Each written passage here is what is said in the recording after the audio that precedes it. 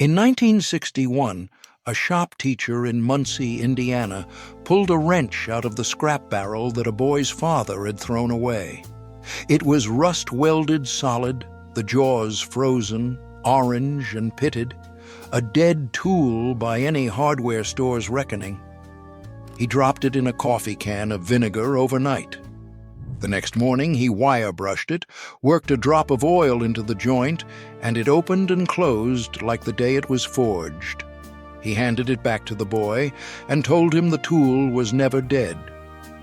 The boy just had not been taught. That wrench is still in that family's garage today. Bringing a tool back like that is number 2 on this list. And the one plain habit that means a tool never dies in the first place, the thing his own father taught him, is number 1. He was not a rare man. In 1961, there was a father like him in half the houses in America, and a shop teacher like him in every school. A man who kept a stone, a file, and an oily rag within reach and threw almost nothing away. These men did not see a dull blade as trash, but a job for 10 minutes at the bench. We traded that away for convenience. We were handed throwaway blades, sealed tools, and an aisle of new ones for every job. That knowledge did not die because it stopped working. It worked. It was buried because a man who can sharpen and restore his own tools is a man who walks right past the register. Number 15, freeze a bolt rusted solid, the kind that sends men to buy whole new parts with 2 things already in the garage. Number 8 puts an edge on a chisel so keen it will shave the hair off your arm with a stone in 2 minutes. And number 1, the plainest habit that shop teacher had, the one that meant he bought a new tool maybe twice in 40 years, costs nothing. It is the one trick here still small enough to pick up today. These 20 tricks were never about buying anything.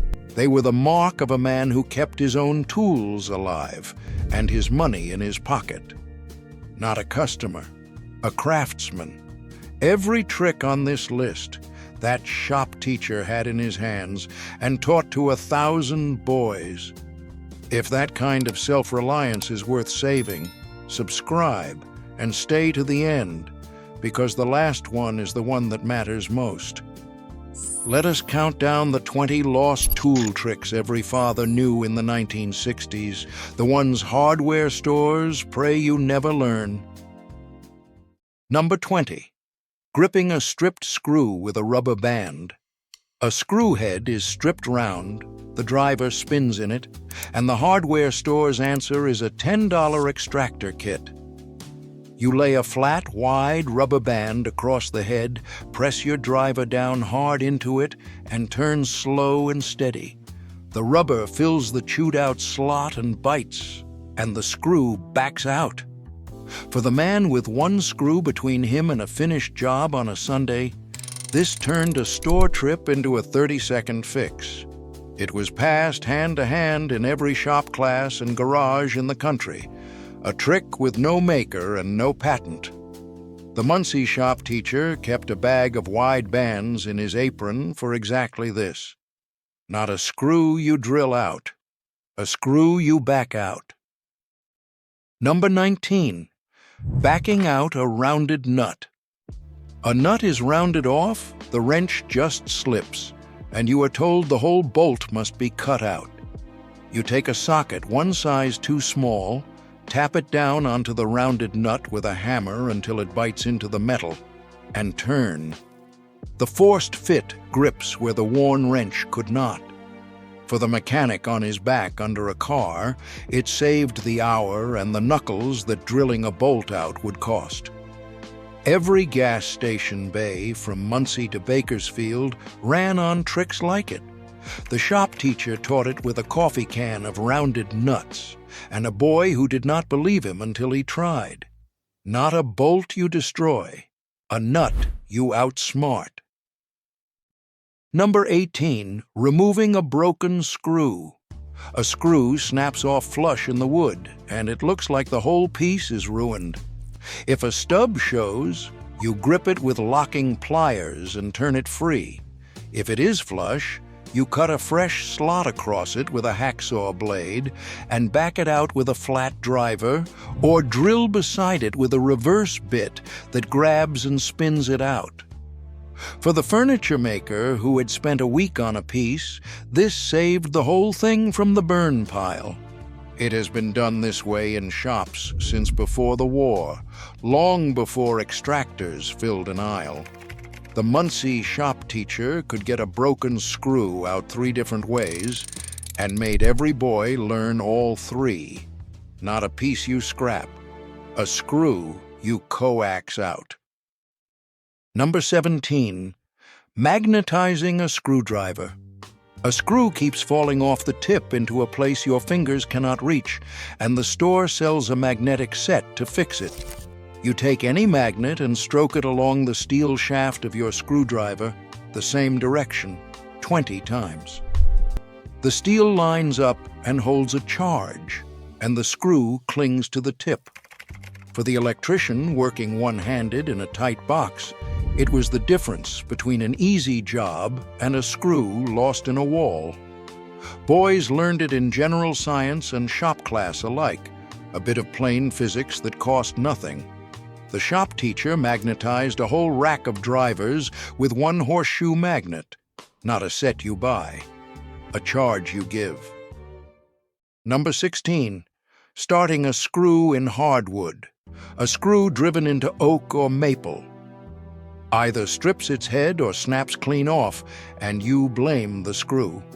You drill a pilot hole first, a hair smaller than the screw's core, then drag the threads across a bar of soap or a lump of wax and drive it home. The wax lets the screw slide in instead of fighting the wood. For the trim carpenter in old-growth hardwood, this was the difference between clean work and a rail full of broken screws. Every cabinet shop kept a block of beeswax on the bench for it, a habit as old as the wood screw itself. The Muncie shop teacher failed any boy who drove a screw into hardwood dry. Not a screw that fights you, a screw that slides home. Number 15, freeing a rust-seized bolt. A bolt is rusted solid, and every wrench in the box just rounds it or bends before it moves, and the parts counter waits. You soak it with penetrating oil and give it a whole day if you can. If you have none, you mix your own from equal parts automatic transmission fluid and acetone, which beats anything in a can. Then you tap it sharp with a hammer to shock the rust and turn. For the farmer with a machine down in the middle of harvest, this trick was the line between a lost day and a lost season. It is the oldest fight a mechanic knows, waged the same way in every barn and garage since steel met weather. The Muncie shop teacher mixed his own penetrant in a marked jar and swore by it over anything sold, not a part you replace, a bolt you break loose. Before we go on, I made something special for you. A guide for men like us who still believe a man should be able to fix his own home. It's the forgotten handyman secrets, the old-fashioned repair tricks our grandfathers used to fix anything around the house and keep it running for life. But these skills are disappearing fast, and once they're gone for good. Don't pay a repairman ever again. Scan the QR code on screen or click the link below. Go ahead, I'll wait right here. Number 14, removing rust with vinegar. A tool comes out of a damp cellar orange with rust, and it looks fit for the scrap pile. You drop it in a jar of plain white vinegar and leave it overnight. The mild acid eats the rust and leaves the steel. You scrub it with steel wool, dry it fast, and wipe it with oil before it flashes over. For the man who inherited a dead man's rusty tools, this turned a box of junk into a working kit for the price of a jug of vinegar. Long before the shelf of rust removers, a jar of vinegar under the bench did the same in every household in America. The Muncie shop teacher derusted 100 flea market tools this way and gave them to boys who had none. Not a tool you throw out, a tool you soak back to life. Stop the count for a moment and look at where these tricks went. Not one of them was hard. A rubber band, a jar of vinegar, a stone and 2 minutes. Everyone was taught once in a place that barely exists anymore. In the mid-1980s, there were about 48,000 shop teachers in America, the average one 55 years old, with almost no one trained to replace him. As they retired, the schools did not replace them. They cut the programs. In 1996, the New York Times ran a headline that told the whole story.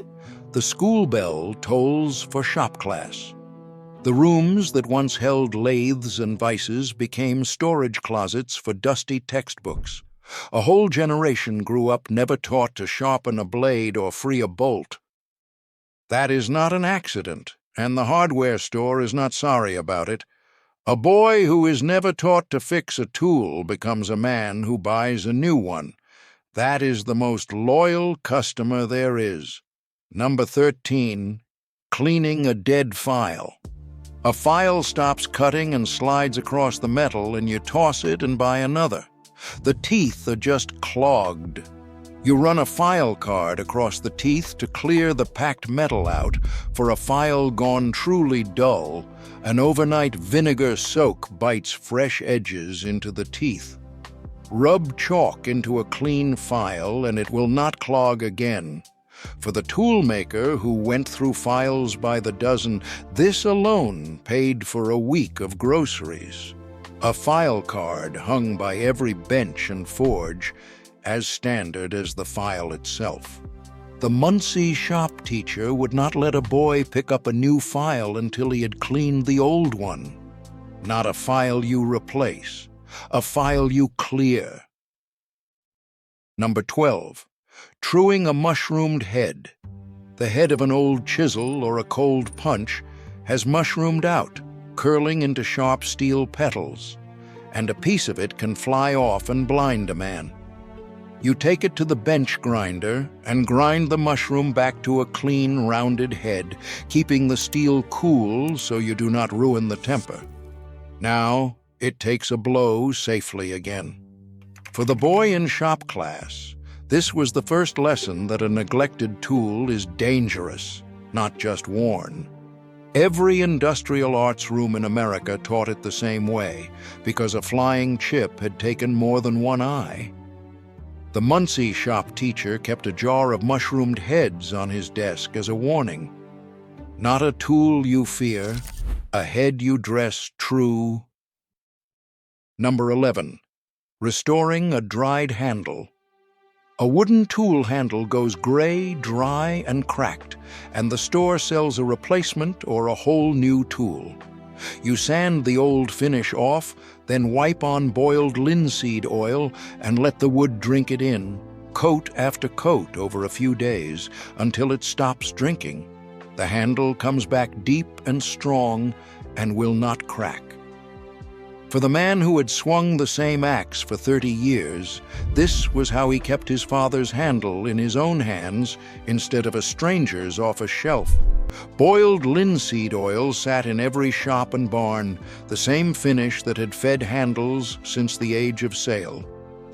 The Muncie shop teacher oiled the handles of the whole class's tools every fall, and they never split. Not a handle you replace, a handle you feed.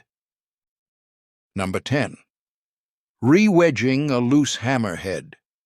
A hammerhead works loose and wobbles, and it will fly off and hurt someone, and you are told to buy a new hammer. You drive the old wooden wedge deeper, or cut a fresh one and drive it into the kerf on top of the handle, swelling the wood tight in the eye. A steel wedge driven across it locks it for good. For the framer who trusted his hammer 1,000 swings a day, a tight head was not a convenience. It was safety. Re-wedging was as routine in a 1960s shop as tying your boots.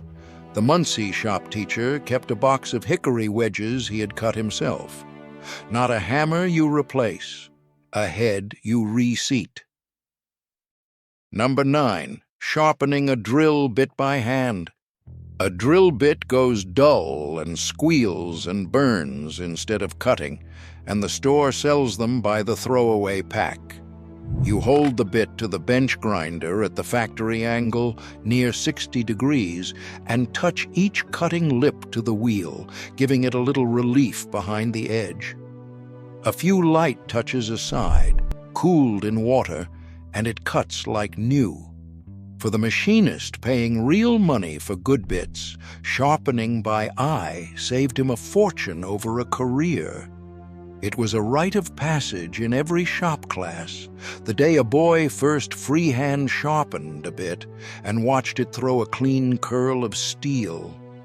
The Muncie shop teacher could sharpen a bit blindfolded and made the boys learn it by feel.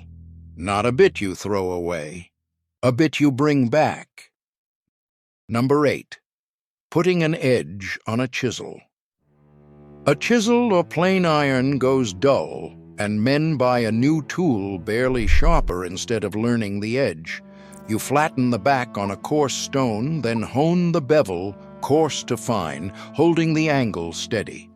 Then you strop it on a piece of leather with a little polish, drawing the edge backward until it shaves the hair off your arm.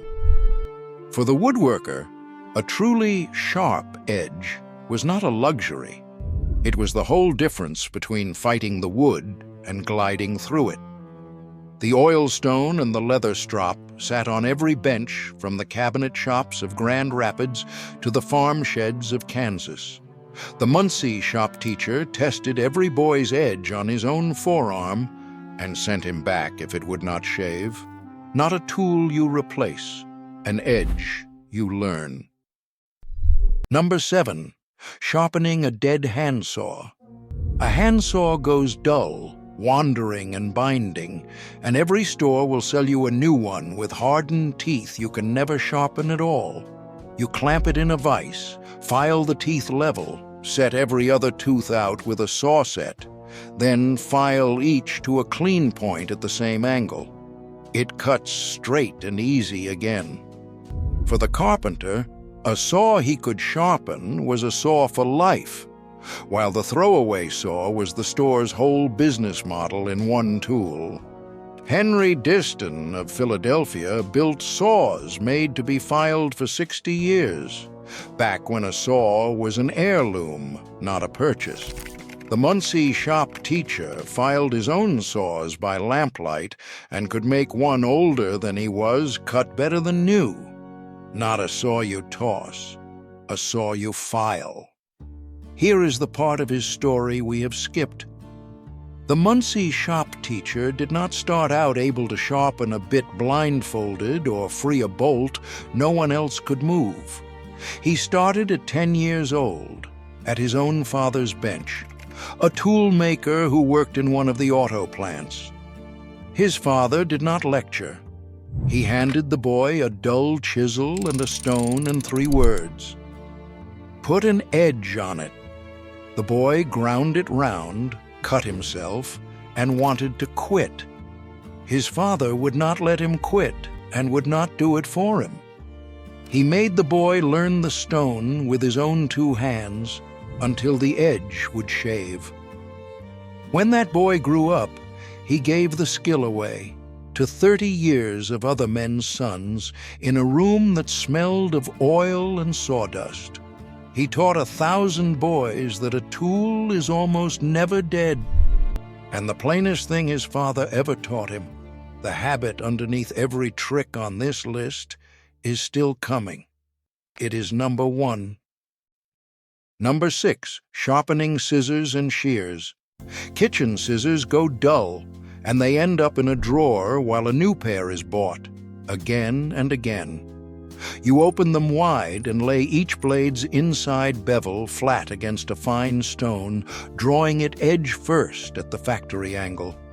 A few strokes a blade, a wipe of oil on the pivot, and they cut clean again. For the mother who sewed the family's clothes, a sharp pair of shears was a daily tool she could not do without and would not replace lightly. The knife grinder who came down the street with his cart is gone now, but he did nothing you cannot do at your own bench. The Muncie shop teacher sharpened the whole home economics room's shears every year as a favor. Not a pair you toss, a pair you touch up. Number 5. Sharpening an axe with a file. An axe or a mower blade goes dull and dangerous, glancing instead of biting, and men buy new when a file would do. You clamp it and push a mill file across the edge, following the existing bevel, the same number of strokes each side. You keep it cool and finish with a stone for a keen edge that bites where you aim it. For the man heating his house with wood, a sharp axe was not about ease. A dull one glanced off the log and took a man's leg. On every farm before the war, a file hung in the shed, and no blade was left dull, because a dull edge was a danger. The Muncie shop teacher sharpened the school's mower blades himself and taught the boys the angle by feel. Not a blade you buy, an edge you file. Number 4. Testing a level for truth. A level takes one fall off a ladder and reads wrong forever after, and you never know, and your work goes crooked. You set it on a flat surface and read the bubble, then spin it end for end and read again. If the bubble sits the same both ways, the level is true. If not, it is lying. The same flip test checks a square against its own line. For the tile setter or the mason, a level he could not trust was worse than none, and the store never told him a new one might be off too. The flip test is as old as the bubble vial itself, taught in every trade before a man was let loose on a real job. The Muncie shop teacher checked every level in the room this way on the first day and threw 2 in the bin. Not a level you trust blind, a level you prove. Number 3. Rust-proofing the whole toolbox. Tools rust in a damp garage no matter what you do, and you replace them a little at a time, forever. You wipe every steel tool with an oily rag before it goes away. You drop a stick of blackboard chalk or a lump of camphor in each drawer to pull moisture from the air. You wax the soles of your planes. Nothing rusts. For the man who could not afford to buy a tool twice, keeping rust off was not fussiness. It was how a poor man stayed equipped. Every toolbox in America once held a piece of chalk for this, a trick now nearly forgotten. The Muncie shop teacher's own tools, 50 years old, had not a speck of rust on them the day he died. Not tools you keep replacing, tools you keep from rusting. Number 2. Bringing a dead tool back. This is the trick from the top of our story, the whole art in one. Taking a tool the world has written off and making it better than new. You soak the rust off in vinegar or lift it with electrolysis. You wire wheel it bright, put a true edge on it with the stone, feed a dry handle with linseed oil, and wax the steel. What was scrap becomes a tool a man could hand to his grandson. For the shop teacher, every dead tool he revived was a lesson wearing a disguise. Nothing is beyond saving if you understand how it was made.